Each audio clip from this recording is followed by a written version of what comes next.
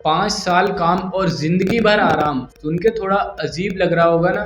लेकिन बिल्कुल सही सुना आपने। ऐसा पॉसिबल है, बताता हूँ कैसे।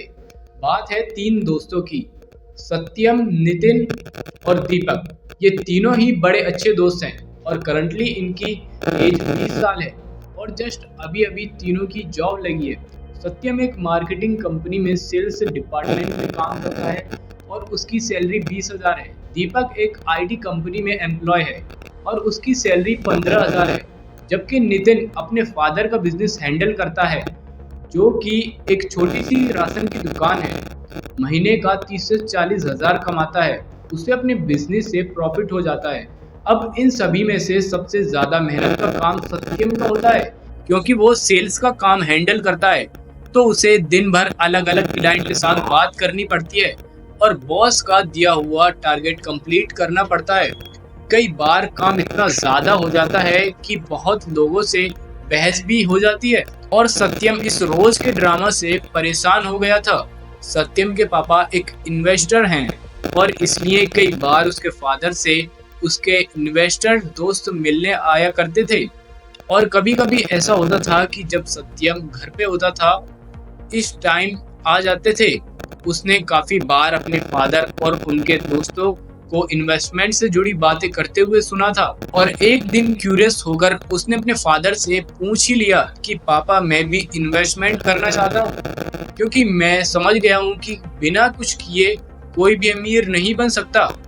इस पर उसके पापा खुश होते हैं और अपनी इन्वेस्टमेंट की सारी नॉलेज वो अपने बेटे को ट्रांसफर कर देते हैं और उसे कुछ बुक्स के नाम भी बताते हैं कि अपनी इन्वेस्टमेंट की जर्नी शुरू करने से पहले इन सभी बुक्स को पढ़ लेना। और ठीक वैसे ही सत्यम करता है। लेकिन वो अपनी इन्वेस्टमेंट शुरू करने से पहले वो ये बात अपने दोस्तों को भी बताता है। तो उसकी बात सुनकर दोनों दोस्त बोलते हैं कि 10 साल बाद हम होंगे या नहीं, इस बात की गारंटी क्या है। इसलिए इन सब चक्करों में पड़ने से अच्छा है अभी प्रेजेंट में ध्यान दो। दोनों दोस्त बोलते हैं कि 10 साल बाद हम करोड़पति होंगे या नहीं, इस बात की क्या गारंटी है। इसलिए इन सब के चक्करों में पड़ने से अच्छा है अभी प्रेजेंट लाइफ में ध्यान दे।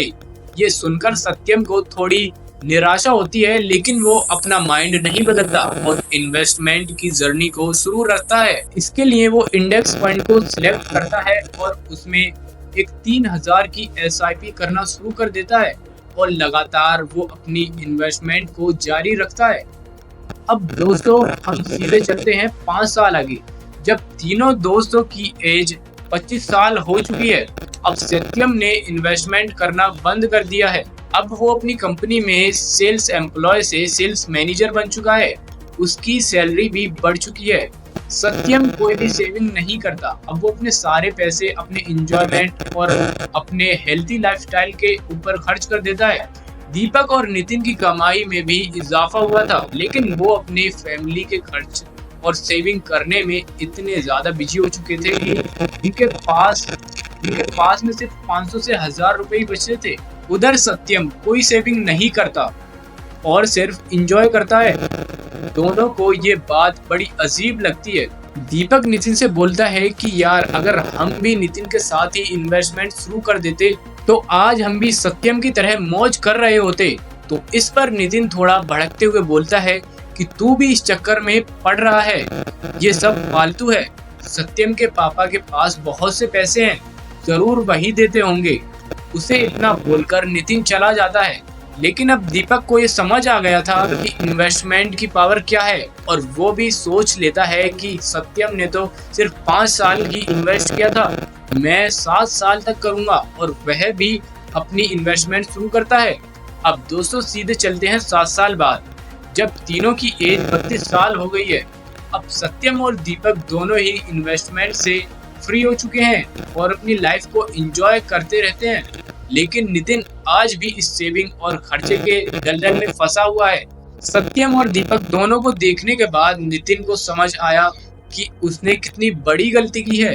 नितिन अगले दिन सत्यम के घर जाता है और उससे कहता है कि यार, तू सही था, मुझे भी तुम लोगों के साथ अपनी इन्वेस्टमेंट शुरू कर देनी चाहिए थी। मुझे लगता था कि मेरी मंथली इनकम इतनी अच्छी है मुझे इन्वेस्टमेंट करने की क्या जरूरत है। लेकिन मैं गलत था। आज महीने के 50,000 से ज्यादा कमाने के बाद भी मेरे पास अपने फ्यूचर के लिए 1 रुपया भी सेविंग में नहीं बचता, क्योंकि सारे पैसे फैमिली की नीड्स और लोन में चले जाते हैं। और महीने के आखिर में वही 2 से 4 हजार ही बचते हैं, जो कि बाद में वो भी खर्च हो जाते हैं। लेकिन शायद अब तो मैं इन्वेस्टमेंट के लिए लेट हो चुका हूँ। अब मुझे क्या करना चाहिए?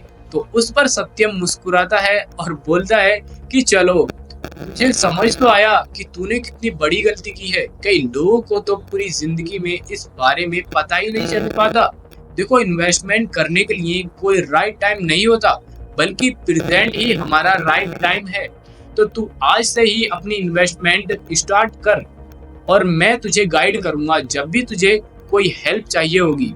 लेकिन क्योंकि तुमने इन्वेस्टमेंट लेट स्टार्ट की है, तो तुम्हें बाकी लोगों के कंपैरिजन में ज्यादा टाइम के लिए इन्वेस्ट करना होगा।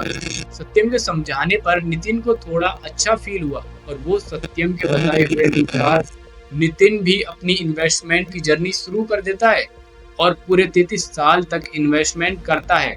अब दोस्तों सीधे चलते हैं 33 साल बाद, जब तीनों दोस्तों की एज 65 की हो चुकी है और तीनों की इन्वेस्टमेंट पूरी हो चुकी है। देखते हैं कि सबसे ज्यादा इन्वेस्टमेंट में फायदा किसको मिला है। इसे टेबल के जरिए समझते हैं, जिसमें सत्यम की 5 साल की इन्वेस्टमेंट, दीपक की 7 साल की इन्वेस्टमेंट और नितिन की 33 साल की इन्वेस्टमेंट को कंपेयर करते हैं। अब यहाँ मैं आप लोगों से एक सवाल पूछता हूँ कि इन तीनों में से सबसे ज्यादा रिटर्न अपनी इन्वेस्टमेंट पर किसको मिला होगा? आप में से ज्यादातर लोगों को लग रहा होगा कि ऑफ कोर्स नितिन ने सबसे लंबे समय के लिए इन्वेस्ट किया है, तो उसे ही सबसे ज्यादा प्रॉफिट होगा। लेकिन दोस्तों, सच आपकी सोच से बहुत ज्यादा अलग होने वाला है। हम मान के चलते हैं कि तीनों ने एक ही टाइप के फंड में SIP के जरिए अपना इन्वेस्टमेंट किया और तीनों को रिटर्न 15% ही मिलेगा। तो इस हिसाब से जब हम नितिन की 33 साल की इन्वेस्टमेंट को देखते हैं, तो दोस्तों नितिन ने इन 33 सालों में टोटल 11,88,000 इन्वेस्ट किया और उसके रिटर्न में नितिन को मिले 3,13,00,000।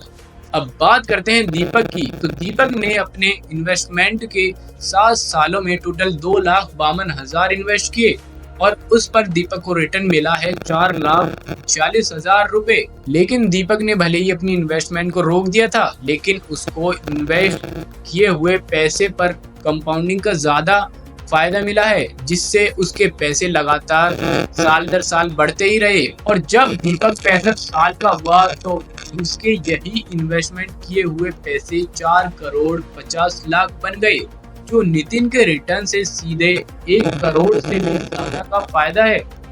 चलो जरा सत्यम का भी हिसाब लगा लेते हैं। सत्यम ने सिर्फ 5 साल इन्वेस्ट किया था और उसने टोटल 1,80,000 रुपए इन्वेस्ट किए थे, पर उसे इन 5 सालों के दौरान 2,70,000 रुपए मिले रिटर्न के तौर पर। लेकिन सत्यम ने अपनी इन्वेस्टमेंट को बंद जरूर किया था, लेकिन अपने पैसे विड्रॉ नहीं किए, जिससे जब वो 65 साल का हुआ तो उसका टोटल रिटर्न हुआ 7,23,00,000 का। है ना दोस्तों कमाल की बात, कि जिसने सबसे कम पैसा इन्वेस्ट किया उसे सबसे ज्यादा रिटर्न मिला है।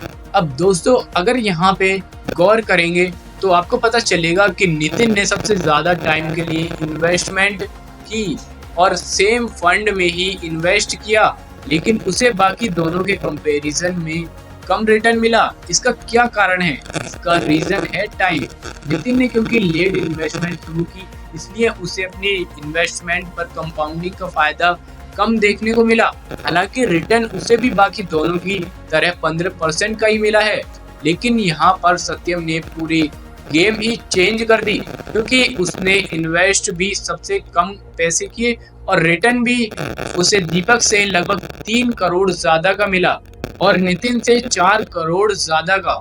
क्योंकि टाइम एक बहुत बड़ा रोल प्ले करता है आपके पैसे को कंपाउंड करने में, और जो इसे जल्दी समझता है उसके लिए पैसा उसके लिए एक तरह से गुलाम बन जाता है, और उसे जो लेट समझता है उन्हें मजबूरन पैसे का गुलाम बनना पड़ता है। दोस्तों, इस स्टोरी से हमें कुछ लर्निंग्स मिलती हैं जिसे एक अच्छा इन्वेस्टर बनने के लिए समझना बेहद जरूरी है। सबसे पहले, जितना जल्दी हो सके इन्वेस्ट करना शुरू कर देना चाहिए। एक इंसान जिसने भले ही कम अमाउंट के साथ इन्वेस्ट करना शुरू किया, वो हमेशा 2 कदम आगे ही रहेगा उस इंसान से जिसने लेट इन्वेस्टमेंट शुरू की।